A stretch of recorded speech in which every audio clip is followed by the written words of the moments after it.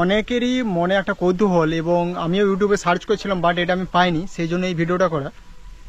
পাঁশকুড়া 18 নম্বর ওয়ার্ডে যে বাড়িটা পড়ে গেছে 60 লাখ টাকার বাড়ি, যে দোতলা, সেই জায়গাকে কিভাবে শুধুমাত্র যারা ট্রেনে আসবে তাদের জন্য বলছি। তোমরা পাঁশকুড়া রেল স্টেশন জানো, সকলেই কম বেশি জানো।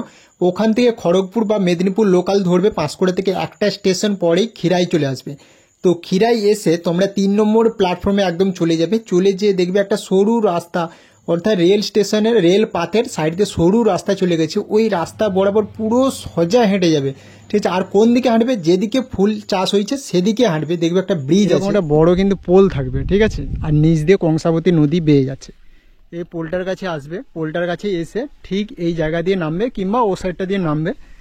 এসে তোমরা যদি না বুঝতে পারো, তখন তোমরা এখানে দেখবে এখানে একটা বাঁশ বাগান আছে, অর্থাৎ কতগুলো বাঁশ গাছ লাগানো আছে। এবং দূরে ওই যে দেখতে পাচ্ছ একটা মন্দির আছে, ওই মন্দিরটা তো দেখে তোমরা বুঝতেই পারবে।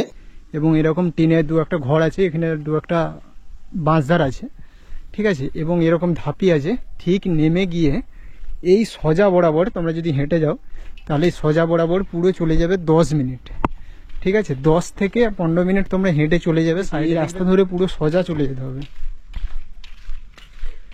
পুরো সোজা বরাবর এই রাস্তাটা ধরে চলে যাবে।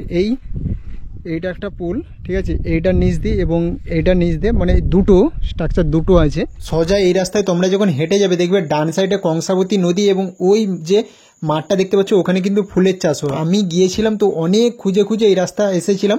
এবং ভিডিওটার মেন উদ্দেশ্য হচ্ছে তোমরা যদি এখানকার মানুষকে যদি কোনো কিছু হেল্প করতে চাও তাহলে অবশ্যই করতে পারো। এই জন্যই ভিডিও, এই জন্যই যাবার লোকেশনটা তোমাদেরকে দিচ্ছি। যারা শুধুমাত্র বাই ট্রেনে আসতে চাইছো তাদের জন্যই কিন্তু বলছি। আচ্ছা, এটা কোন এলাকা পড়ছে এই জায়গাটা? জোঁদরা, মানে পাঁশকুড়া জোঁদরা, তাই তো? আর এটা কংসাবতী নদী এবং ওপারটা ফুলের চাষ হয়, তাই তো? যেই পথ তোমাদেরকে দেখালাম সেই পথ ধরে ঠিক সোজা হেঁটে হেঁটে আসার পরে এখানে দেখবে অনেকগুলো বাঁশ গাছ লাগানো আছে।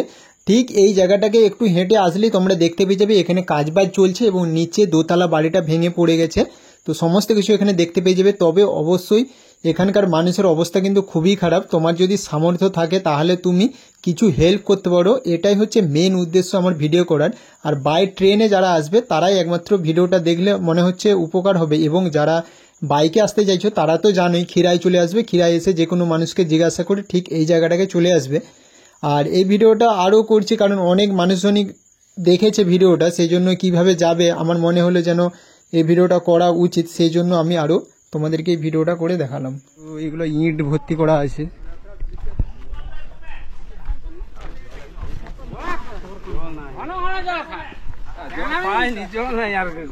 তারপরে তোমরা এখানে দেখতে পেয়ে যাবে কত বড় জায়গাটা জুড়ে এখানে বাঁধটা ভেঙেছে, কংসাবতী নদীর বাঁধটা এখানে ভেঙেছে। তারই ঠিক নিচে বাড়িটা পড়েছে, ওই সাইডে বাড়িটা, ওখানকেও নিয়ে যাবো। এখানে কাজবাজ চলছে সমস্ত কিছু, মানে বাঁধটা বাঁধার জন্য সমস্ত কাজবাজ চলছে। আর এই যে তারপরে দেখতে পেয়ে যাবে দোতলা বাড়িটা ভেঙে পড়ে গেছে।